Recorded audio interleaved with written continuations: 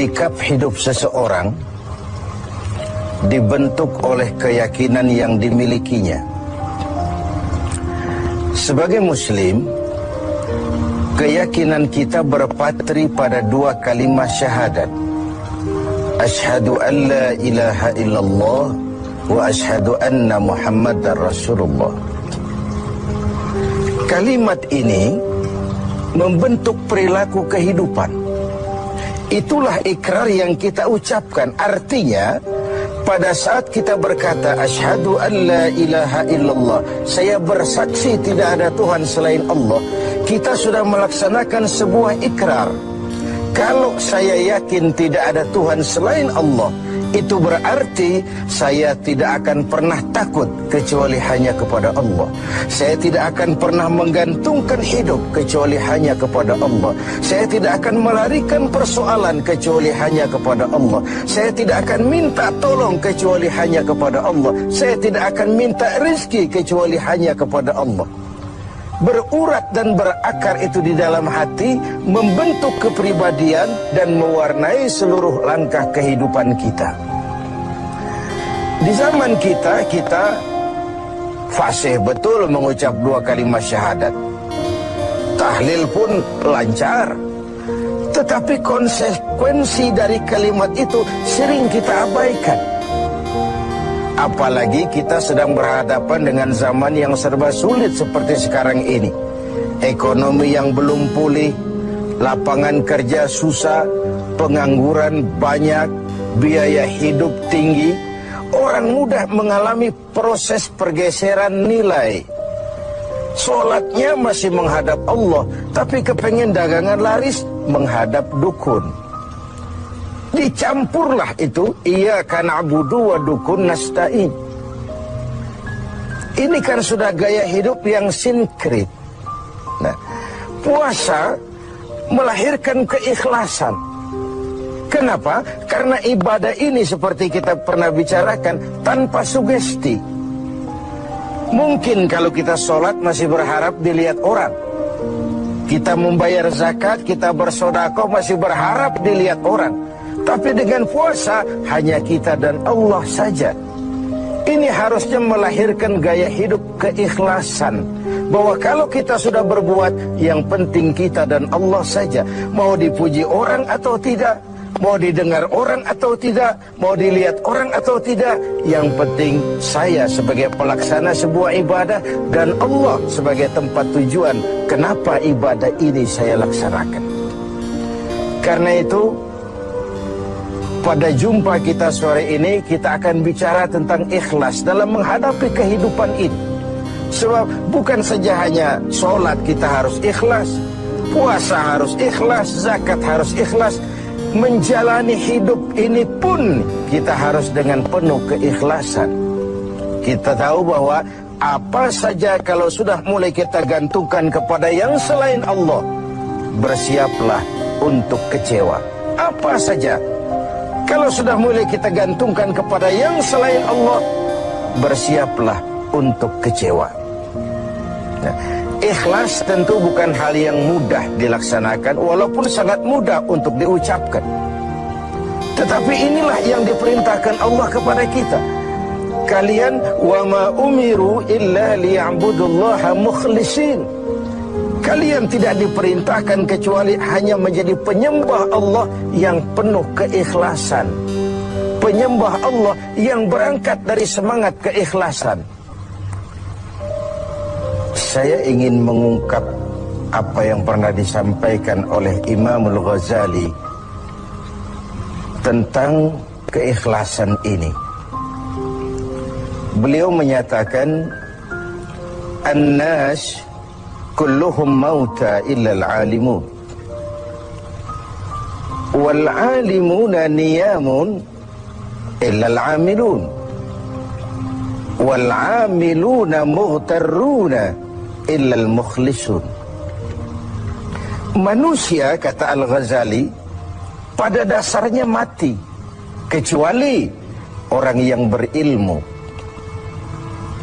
Orang yang berilmu walaupun dia hidup, tidur kecuali yang mengamalkan ilmunya. Dan orang yang mengamalkan ilmunya, banyak yang tertipu, kecuali yang ikhlas di dalam mengamalkannya. Begitulah dalam kehidupan ini, manusia pada dasarnya mati, kecuali orang yang berilmu. Tidak banyak yang bisa dilakukan tanpa ilmu. Ilmulah yang membuat manusia itu hidup, bergerak, berbuat, berkembang, tumbuh menjadi lebih maju.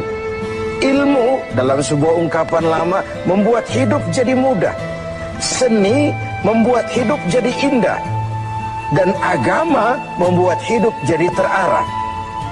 Dengan ilmu hidup jadi mudah. Apa yang hari ini terjadi di benua lain, hari ini juga kita tahu dari kamar kita.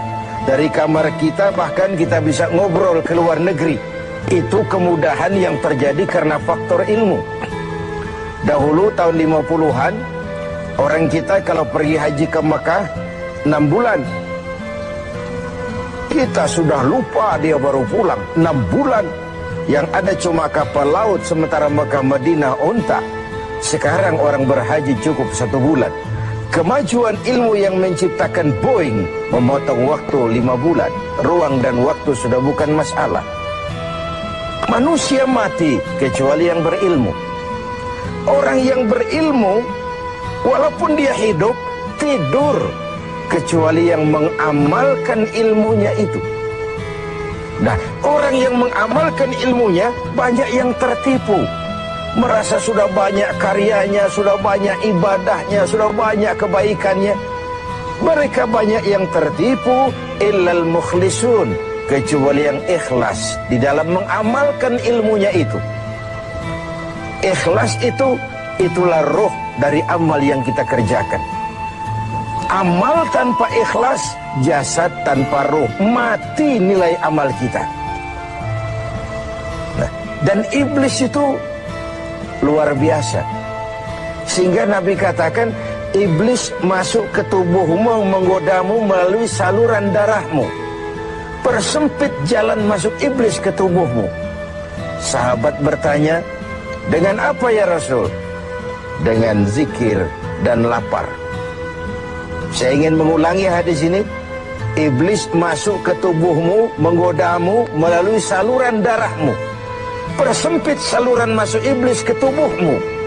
Dengan apa ya Rasul? Dengan zikir dan dengan lapar. Jadi ketika kita melaksanakan ibadah puasa ini, kita mempersempit ruang gerak iblis. Itu makna bahwa kalau datang Ramadan, diikat setan dan iblis itu. Siapa yang mengikat? Ya kita sendiri. Dengan apa? Dengan ibadah puasa. Kita ikat dia, tidak berkutik, memperturutkan hawa nafsu sebagai kendaraan utama si iblis tadi.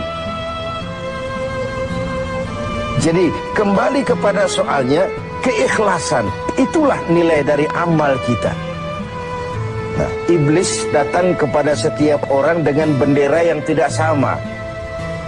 Iblis datang kepada orang kaya dengan bawa bendera bakhil. Iblis datang kepada penguasa dengan membawa bendera kezaliman. Iblis datang kepada para kiai dengan membawa bendera hasud, iri hati, dengki. Iblis datang kepada orang kaya dengan membawa bendera pelit, bin bakhil alias kikir. Strateginya berbeda, bergantung kepada yang didatanginya. Nah, kalau itu tidak terkena, ditanamkannya lah perasaan bangga. Amalmu sudah banyak, kebaikanmu sudah banyak. Dihilangkanlah keikhlasan kita. Karena itu hadirin dan pemirsa, saya ingin menyampaikan sebuah potret tentang ikhlas ini. Dulu ada cerita, kiai punya santri 2 orang. Satu namanya si Ali, satu namanya si Umar. Satu hari si Ali pergi ke kebun, nyabut singkong. Singkong tercabut, Ali melihat, ini singkong bagus sekali.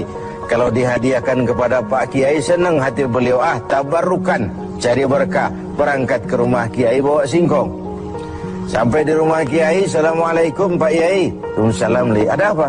Dari kebun Pak Kiai, saya jabut singkong, bagus sekali. Saya ingat sama Kiai, doakan saya Kiai. Oh, bawa masuk ke dapur, Li. Ali masuk ke dapur taruh singkong. Kiai bilang sama istrinya, Bu, Ali ini jauh-jauh datang kemari, hadiahkan kita singkong ini. Pulang kita kasih apa dia? Kata istrinya, Kiai, Bang, ada seekor kambing di belakang, hadiah pengusaha temporary sama kita. Daripada di sini tidak ada yang merawat, kan lebih baik dikasihkan si Ali. Siapa tahu dia pelihara berkembang biak jadi banyak nantinya. Jadilah itu. Ali permisi mau pulang, kata Kiai, Li, saya hadiahkan kau seekor kambing. Peliharalah, mudah-mudahan membawa berkah. Terima kasih Pak Yai. Pulanglah Ali dengan kambing seekor ini. Di jalan pulang ketemu temannya si Umar. Dari mana kau, Li? Dari rumah Kiai Umar. Itu kambing dikasih sama Kiai. Kenapa kamu dikasih kambing? Enggak tahu, saya datang cuman bawa singkong ke rumah Kiai, pulang dikasih kambing.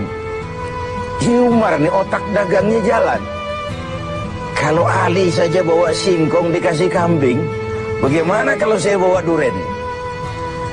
Jadi mampirlah si Umar ke pasar beli duren 3 buah, dibawalah ke rumah Kiai. Kiai, Assalamualaikum. Ada apa, Mar? Duren Kiai, ikhlas karena Allah, ikhlas. Kiai, silakan. Oh, bawa masuk ke dapur, Mar. Umar taruh singkong taruh duren di dapur. Kiai bilang lagi sama istrinya, Bu, Umar ini datang bawa duren lebih banyak dari yang dibawa si Ali. Kita kasih apa dia pulang? Kata istrinya Kiai, Abang nih kambing seekor pun sudah dikasih Ali, Bang.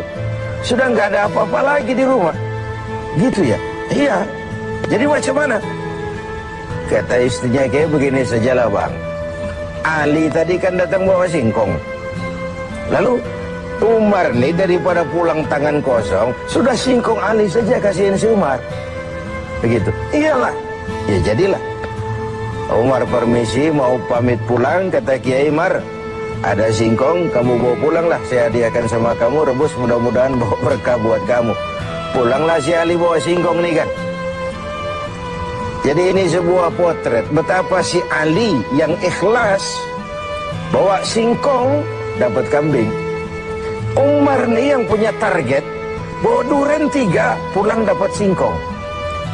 Nah, jadi ini sebuah cerita bahwa apa saja kalau sudah kita mulai bukan karena Allah, bersiaplah untuk kecewa.